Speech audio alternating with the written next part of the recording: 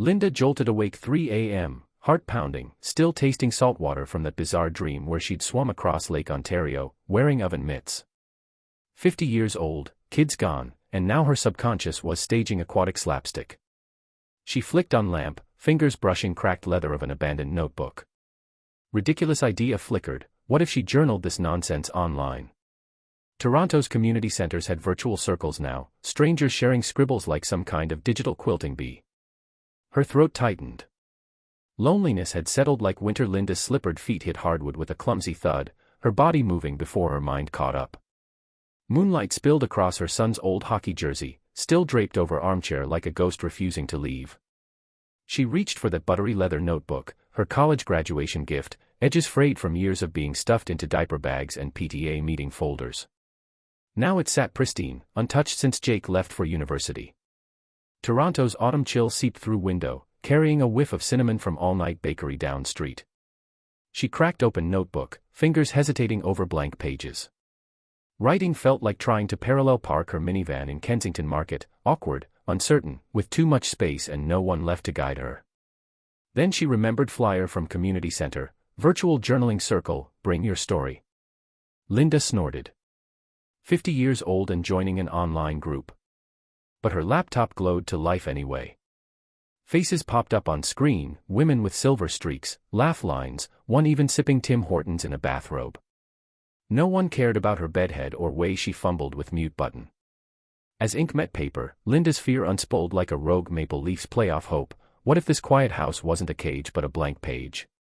Notebook, once a relic of her past, became a bridge. Between then and now. Between missing her fam and meeting herself. Between empty and endless. By dawn, her handwriting sprawled like graffiti on a CN Tower elevator, messy, alive. She grinned, adding a doodle of raccoon that always rifled through her recycling. Toronto's trash pandas had hustle, so could she. Linda's fingers trembled over her phone screen, thumb hovering above a glowing ad for Maplewood Community Center's virtual journaling circle, beginner's welcome. Midnight ice cream binges weren't cutting it anymore, and her leather notebook, a gift from her daughter, spine still stiff, felt like a judgmental paperweight. 50 years old, and here she was, pajama-clad, signing up for something called soul scribbling like some woo-woo rookie. First session, Linda spilled chamomile tea on her keyboard mid, fumbling to mute herself while a silver-haired moderator named Marjorie chuckled. Honey, spills mean universe wants your attention. Marjorie ran circle like a cozy campfire chat, her screen background a riot of potted ferns and mismatched mugs. By week 2, Linda's entry shifted from emptiness to remember when, tiny rebellions against silence. She wrote about her daughter's first ballet recital, how she'd tripped but grinned like she'd invented joy. Notebook's leather grew supple under her palms, creasing in all right places. Then came prompt, write a letter to your younger self. Linda's pen froze. But Marjorie's voice was a gentle nudge. No rules, fam. Just truth. So she wrote, about fear, about love that sometimes felt like holding sand too tight. When she read it aloud, voice cracking like a teen's, a woman named Priya, logging in from Mumbai dawn, whispered, me too. By summer, Linda hosted a hybrid meetup Maplewood, real life and screens blurring together. She brought butter tarts, Canadian therapy, she joked, and marveled how her notebook, once a placeholder for absence, now brimmed with stories waiting to be lived. Circle had become a compass, pointing her toward a life where empty didn't mean hollow, just open. Woman rolled onto her side, squinting glow of her phone, 4:17 a.m. Another night hijacked by that hollow ache. Her son's old hockey jersey still hung on back of his bedroom door, frozen mid-swing like a ghost. She'd tried yoga, sourdough starters, even a misguided pottery class where her vase collapsed into a sad pancake. But tonight, something shifted. That battered leather notebook on her nightstand, a gift from her sister last Christmas, for your midlife crisis, fam, suddenly pulsed with possibility. She flicked on lamp, its harsh light exposing crow's feet and a stubborn cowlick. 50 years old and reduced to scribbling in dark like a teenager. Still, her fingers itched. First entry, today I microwaved leftovers for one and cried into my sweet potato. Raw, ridiculous, but not in her chest loosened just a fraction. By week 3, creator had upgraded from spiral-bound desperation to a virtual journaling circle hosted by a Toronto community center. Screen names like Maple Goddess 22 and Menopause Warrior popped up weekly, their shared pixels weaving a safety net. One woman confessed to wearing her daughter's prom dress while eating peanut butter straight from jar. Linda snorted, then typed, "I alphabetized my spice rack. Twice. Not every attempt stuck." She botched a gratitude list by fixating on neighbors yapping Pomeranian. But that leather notebook became her sparring partner, absorbing flailing punches of grief and landing a few back. When did you last call your sister? Why avoid park where you taught Jake to ride a bike? One frosty morning, she marched past silent hockey jersey to living room, journal clutched like a shield. Flipping pages, she traced her own evolution, rage over unwashed coffee mugs, then wistfulness, then a shaky doodle of Jake's gap-toothed grin 6. Progress wasn't linear, but it was hers. By spring, Linda's notebook bulged with grocery lists, unsent letters, and a haiku about discount bin tulips. Virtual group now swapped recipes and memes alongside confessions. That leather cover, once stiff, had softened edges, just like her. She still microwaved leftovers for one. But sometimes, she set an extra place anyway, just to remember how far she'd come. Creator jolted awake 3 a.m., heart pounding, still half caught in that dream where her old house echoed with laughter that wasn't there anymore. She reached for her phone, thumb hovering over her son's contact, but stopped. Instead, she flicked on her lamp, grabbed that buttery leather notebook she'd bought on a whim last month, and cracked it open like it held secrets.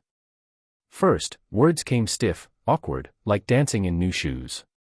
But then she scribbled about how weird it was to miss socks left on floor, how silence could feel louder than her kids' old punk band rehearsals. Pages filled with memories, rants, even a grocery list, because why not? Midway through, she stumbled on an ad for a virtual journaling circle. 50-year-old me, joining an online fam of strangers. She snorted. Signed up anyway. Turns out, typing her thoughts live for others to see wasn't just cathartic, it was a dare. One night, she described mastering sourdough, after 3 gloopy fails, and someone replied, "Linda, you're a whole mood." She cackled. Wrote more. Shared a photo of her notebook splayed on kitchen counter, flour fingerprints smudging margins. Then, plot twist, her post blew up. A local community center rep slid into her DMs, "Can you teach a journaling workshop?" Woman nearly choked on her tea. Her. Woman who'd spent decades folding herself into mom-shaped spaces.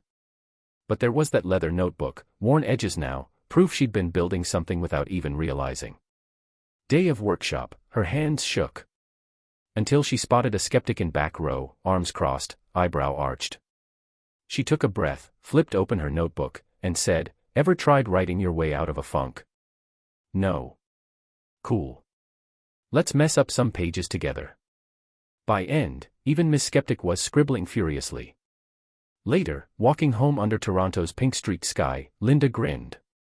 She wasn't just filling empty nest silence, she was writing her own dang story. And fam. That leather notebook. It was just chapter 1. She jolted awake 3 a.m., heart pounding, still half caught in a dream where her grown kids' laughter echoed down empty hallways.